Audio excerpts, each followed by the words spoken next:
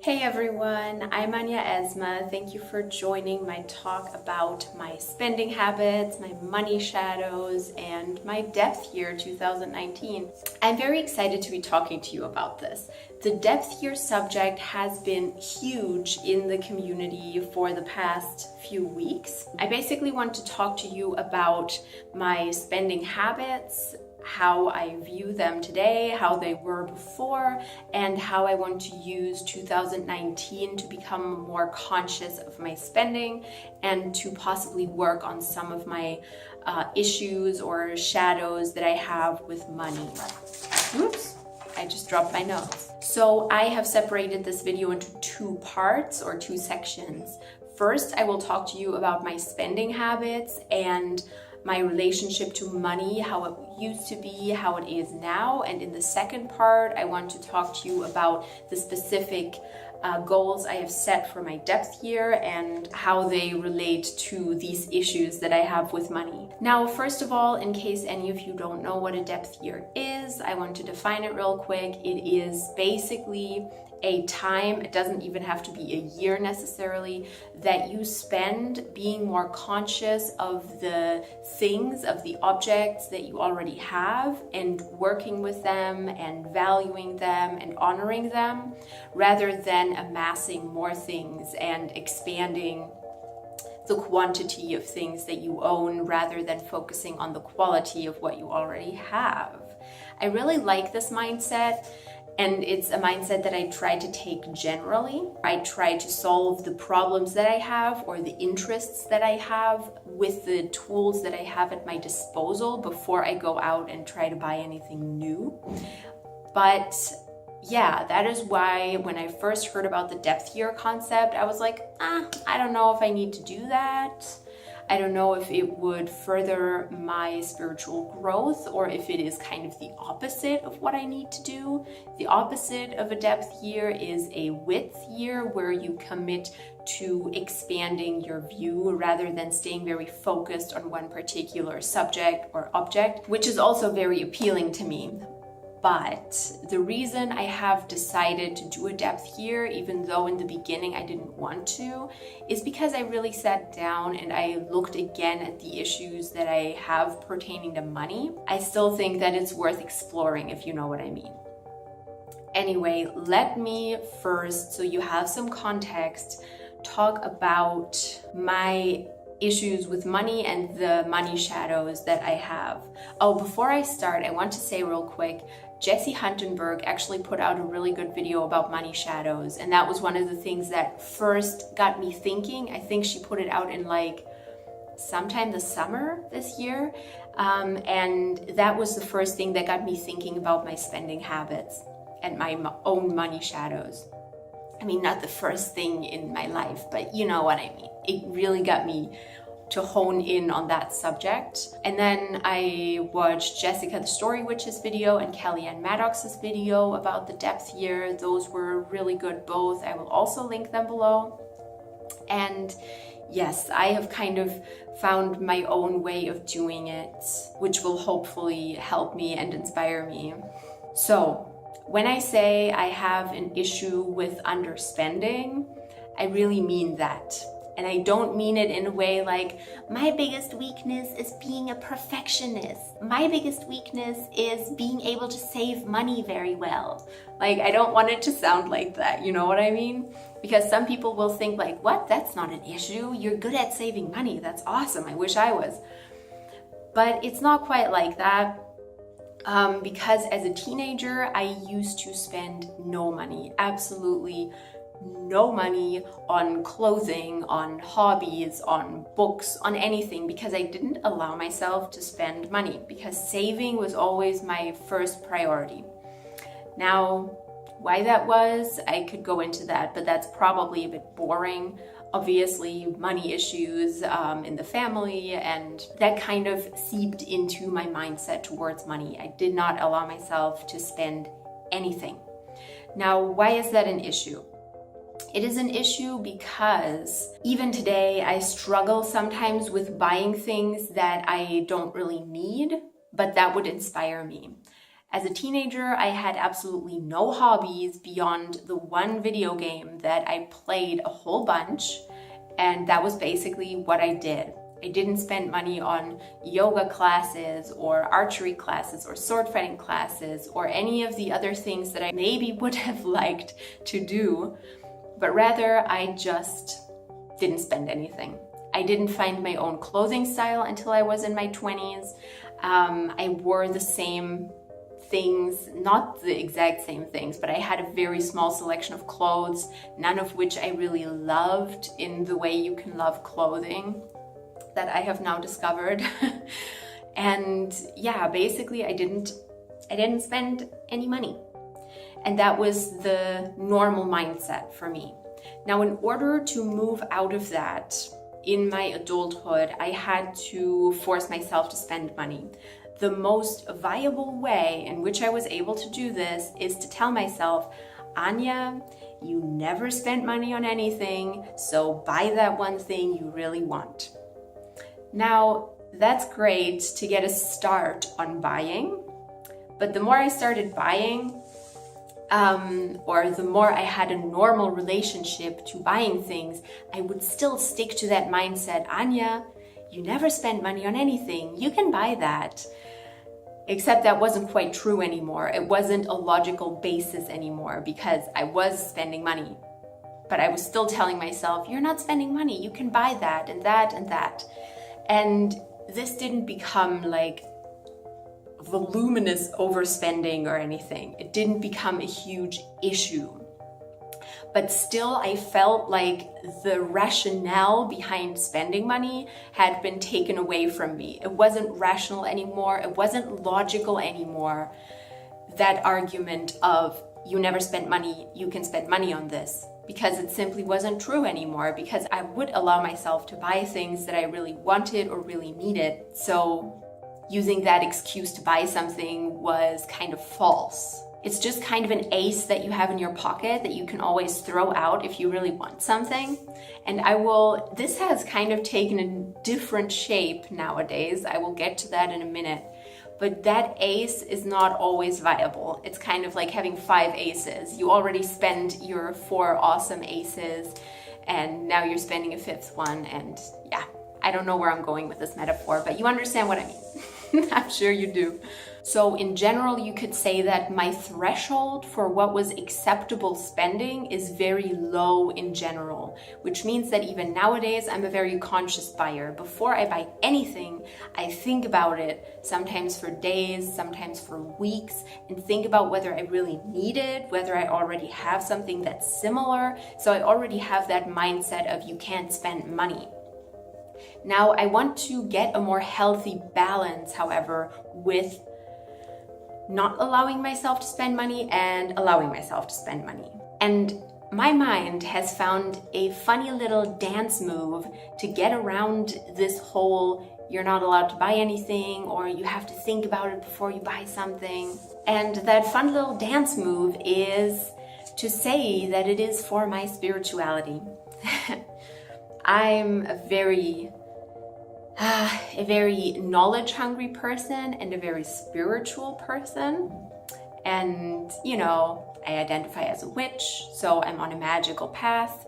And this is another ace that I have. If I see something and I'm like, that is for my spiritual growth, I'm very fast to buy it. This kind of circumvents my conscious buying habits. So if I see a book that I think I really need or a tarot deck that I think I really need. Tarot decks not so much anymore. I've gotten better about that already, but books I sometimes tend to jump a little bit. And I've gotten better at this in general, I would say, but I still have that ace up my sleeve and I can feel my need to play it whenever I get to a point of like, do I buy it? Do I not buy it? I have ace number 1, which is you never buy anything, you can buy this, which isn't really true. And I have ace number 2, it's for your spiritual path. It's okay to buy it, just buy it. And I know this sounds really stupid now that I'm saying it, but yeah, sometimes And even then, I feel like I don't overspend on things. Even if I have those two aces and use them, I'm still a conscious buyer, but I don't like where it's going, if you know what I mean. And I kind of don't want to become an overspender because I have these aces that I can use. Spirituality is the first hobby that I have that I consciously allow myself to spend money on, which is positive in my book, but it has the potential to grow into something problematic, I think. Especially if I start seeing things like a certain necklace or a certain piece of clothing, and I'm like, that's magical. That can help me on my magical journey, which it can, yes, it's important. But if I start using this magic spirituality argument for everything, then it's just getting kind of, irrational. Just as I was speaking about how it was irrational to keep saying, you never spend money, you can spend money now. My goal is to especially check those mindsets and look at those mindsets that I have pertaining to spending money. Okay, so let's move on to the second section of this video, which is about the categories that I want my depth year to refer to. The buying categories, if you want. I have separated these into two categories. I have a muggle section, i.e. a non-magical section, and a magical section. When I had this idea, I thought that's a great idea. But then I started trying to group things into it, and it's harder than I thought because some of them have this crazy overlap, but we'll see that when we get to it. I'm just going to tell you the categories and tell you whether I group them as muggle or magical and what significance that has, because as I said, a lot of my spending habits have to do with justifying a purpose based on the fact that it is magical or spiritual. So I think these categories are going to help me keep track of that. Another thing before I start with the categories, I have decided to also split my year into two halves. Kellyanne Maddox was the one who started this idea, and it really makes sense for me for two reasons. Number one, splitting goals like that keeps me from being too disappointed. If I say I will make it for a full year and then I stop after 6 months, that could still be perceived as a failure. So I want to tell myself, hey, it's okay if you stop after 6 months or if you change stuff after 6 months, that's fine. So that I feel like I have at least completed what I have said I would do rather than not completed the full year, if you know what I mean. You probably know what I mean. And the second reason is that my husband and I are going on a big vacation in the second part of the year. We are going to the USA, and I definitely want to allow myself to spend money there because there are a lot of things, whether it's makeup, tarot decks, anything magical, like little magical shops that I follow on Instagram that I really want to go to, but obviously can't because I am across the Atlantic. But since we're going to the USA, I finally have a chance to go there, and I definitely want to support those people and buy things that they create in order for me to not only support them, but also make myself happy by finally being able to purchase these things. So that is why I'm setting the goal of 6 months for now, and then I will see where it goes from there. So that's the reason I am cutting it into two parts, to save myself the disappointment and to be open to buying things when I go to the USA for a month. Yeah, vacations are another thing that I 0% allowed myself to spend money on, and experiences in general, and I want to get better about that. I have this weird thing where I measure time against money, and I'm like, okay, if I pay $20 for a 1-hour yoga session, that's quite steep. If I buy a book that is €10 and I spend 2 days reading it, that's great, And in my mind, it's a mess. So I definitely want to kind of tackle that mindset as well. Now, part 2, we are finally coming to the categories. The first category I want to talk about is books. I will not bar myself from buying new books simply because I do not have a huge amount of magical books. Nowadays, I do not read a lot of fiction. Most of it is about magic, about witchcraft, about occultism, astrology, everything in that direction, tarot. And I have a few books that I need to finish, namely 3 or 4.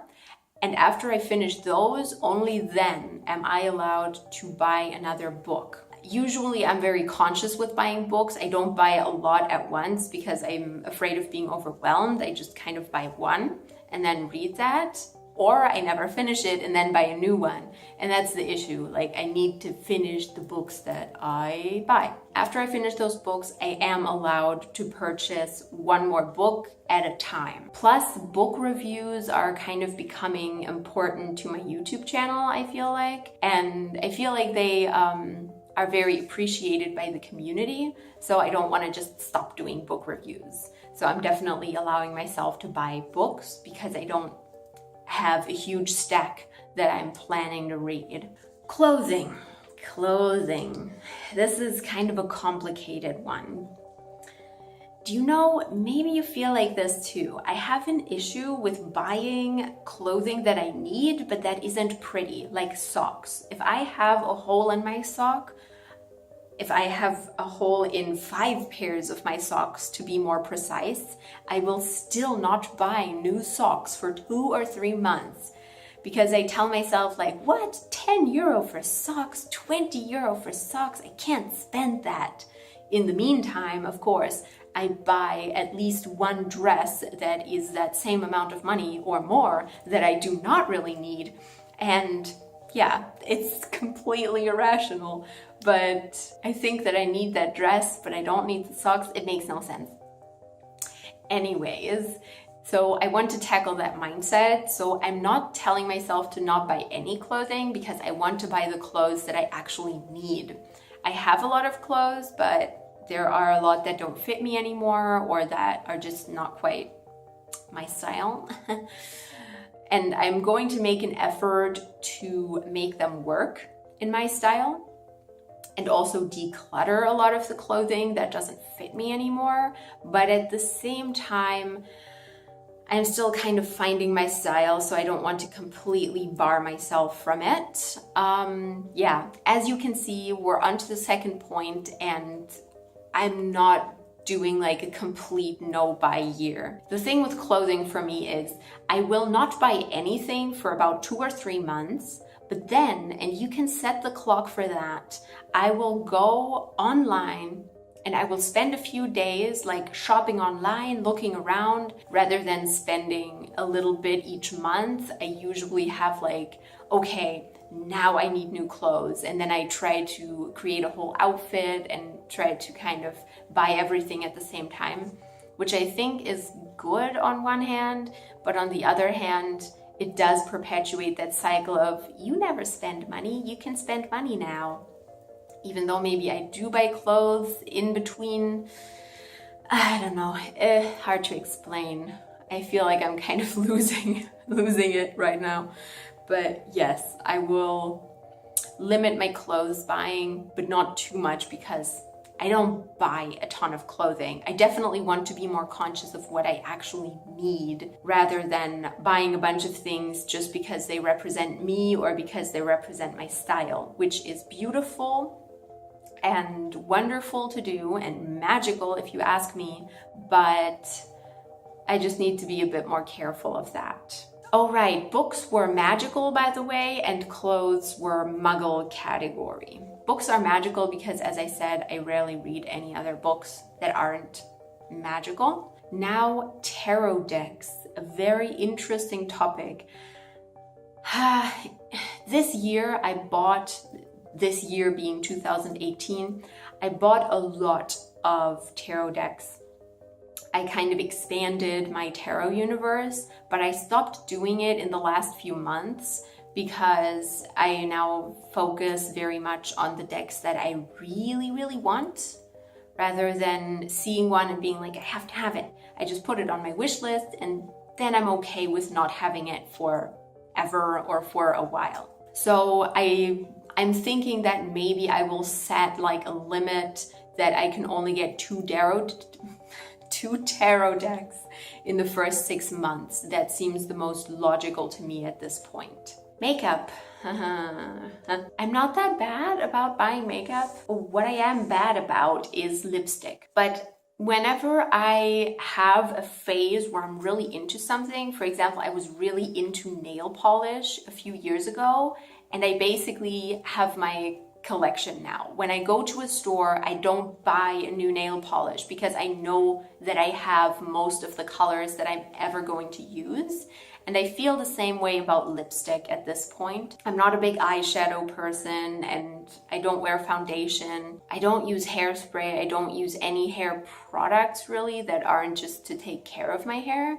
So the whole makeup and moisturizer category is also not such a huge issue for me, especially because my skin is a little bit sensitive, so I can't just go out and buy any old moisturizer and be lured in by beautiful packaging because it won't work for my skin anyways. But what I will do, just like with the tarot decks, I can buy 2 lipsticks in the first 6 months if I really have to, if I even want to, because I have so many, I might not even want to buy 2, but only if it's a color obviously that I don't have, which I think I'm pretty good about. I don't go out and buy my 500th red lipstick. I know what I have, I know what colors I don't have, and what colors I want to use. So if I know all that, I'm not as much in the danger of overspending there. Now, magical tools, that is obviously in the magical category. And here I'm very clear, I will only buy refills, as in I can only buy candles or sage or anything if I really need it. Candles are my big issue. I go out and I come home with a candle that I don't need. So only after I've used all my candles can I buy a new one. Makes sense? Yes.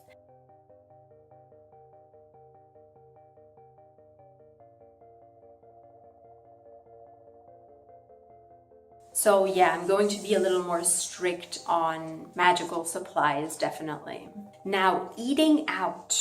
I have had a phase this 2018 where I ate out a lot because I wanted to meet friends, I wanted to see people, I wanted to spend nice time with people, and it bothers me. I like to eat food outside of my own home, but I would say I, in phases, have done it more than is necessary, which means I have set myself a budget for every month, which is €15, which is a lot, honestly, a lot for me to spend on food outside my house. Maybe I'll even take it down to 10, which is basically eating out once a month if you convert it, depending on where you go, obviously. I kind of just want to limit it to once a month tops, or going to cheaper places. I want to go back to what I did in my teenager time and my early 20s, where I just didn't drink anything. Nowadays, when I go to a restaurant, I'm like, oh, you go so rarely, allow yourself to have a drink. No, that's over. If I feel like not spending $3 or $4 on a tea, then I'm not going to do it and just sit there and have nothing, which I'm completely fine with. But somehow I just slipped into this mindset of like, yeah, why not? And the important thing, I don't know if any of you are doing this, but this is very important for me. The budget does not carry over. If I don't go to a restaurant and eat out at all in January, that doesn't mean that I can spend January's money in February. It's a set budget, and if I don't use it, tough luck. Video games are the next category, another muggle category, I guess.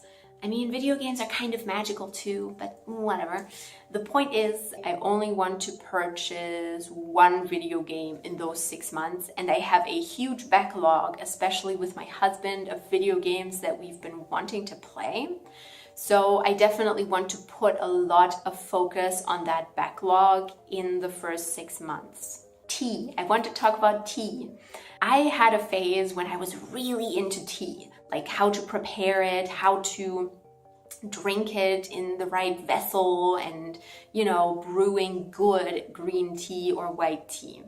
Now, I have sort of stopped doing that, which means I have very nice, high quality white and green tea in my cupboard, and I want to get back into that because nowadays I tend to more do herbal teas, but I kind of want to go back to the classical tea leaf tea, which I'm very excited about. So that's definitely going to be a focus.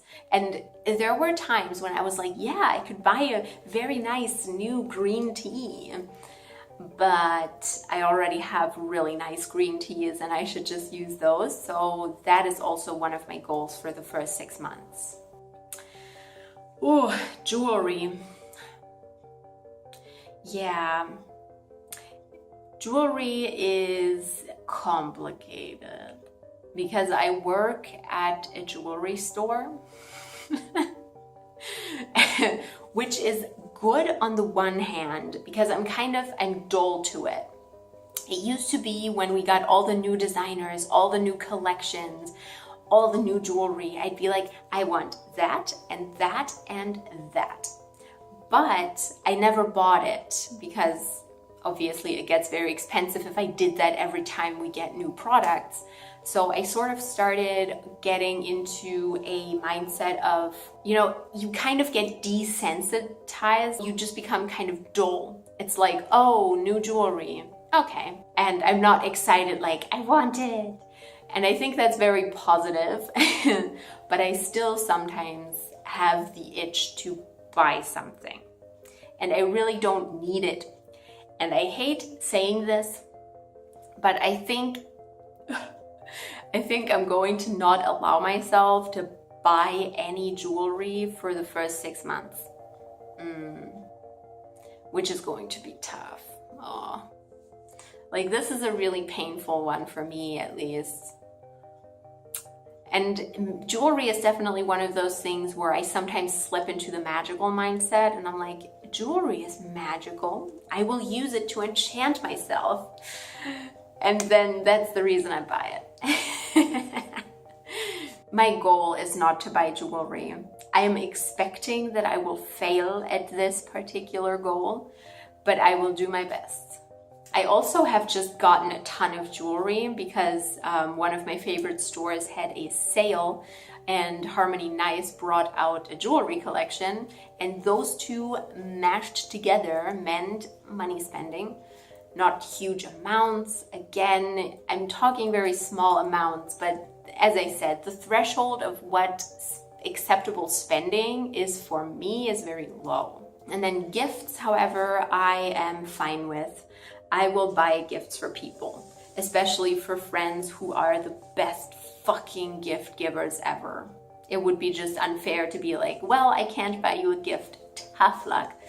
I don't want it to be like that. I suppose that about sums it up. So as you can see, there are a lot of areas where I do not have issues with spending money, but then there are some which I didn't quite even realize that kind of have complications, either in the direction of underspending or the direction of the potential for overspending. And kind of staying conscious of that is going to be very important. And obviously part of my will to save money, as I always do, is that I'm going to America in the second half of the year for a month, and that's definitely going to be expensive, and I'm going to want to buy things. So having savings then will be very nice. And another thing is I have a lot of savings from that period of my life when I didn't allow myself to buy anything. But nowadays, the way I earn money, I do not have a lot of spending money left at the end of the month. But sometimes I will still allow myself to buy things and kind of dip into my savings, like kind of cover the cost with the little bit of money I may have left at the end of the month and the money that I have in my savings account. But I sometimes feel like I've kind of lost the overview of whether I'm spending it from my savings or whether I'm spending it from the money that I have left at the end of the month. because there isn't a lot of that. And I think I need to be more careful and more conscious of that. Phew. That was quite the video. I hope you enjoyed this little look into my depth here. I'm very interested to see how it goes for sure. And I'm going to be watching another few ones. I'm going to be joining the Facebook group, which I will also link below, that revolves around depth years. So I hope some of my methods and some of the things I have decided to do kind of resonate with you. If anything, maybe you feel better about not doing a full-on no spend year, because I think that's not what would be kind in my situation, and it's not what would help me grow in the best way. I think like having a spending limit or a numerical limit as to how many decks I can buy is more viable for me and more helpful for me than simply saying nothing at all. In general, I'm really looking forward to 2019. I have a lot of plans, a lot of ideas, and yeah, I'm pretty positive about it as of now. So yeah, I wish you the best of 2019s, and I'm very interested to see how many of you are doing a depth year, and I really want to dive into the Facebook group and watch the other people's videos and see how everybody else is handling it. I consciously tried not to do that too much before making this video because I know that I'm influenced very easily. And so I only watch Jessica and Kellyanne, but I'm definitely going to be watching more of the other videos now and kind of get inspiration from that as well on this journey. So yes, I hope you have an enjoyable day. If you want to dwell in my domain a little longer, feel free to subscribe or like this video. I always appreciate that. And yeah, I'll see you all next time.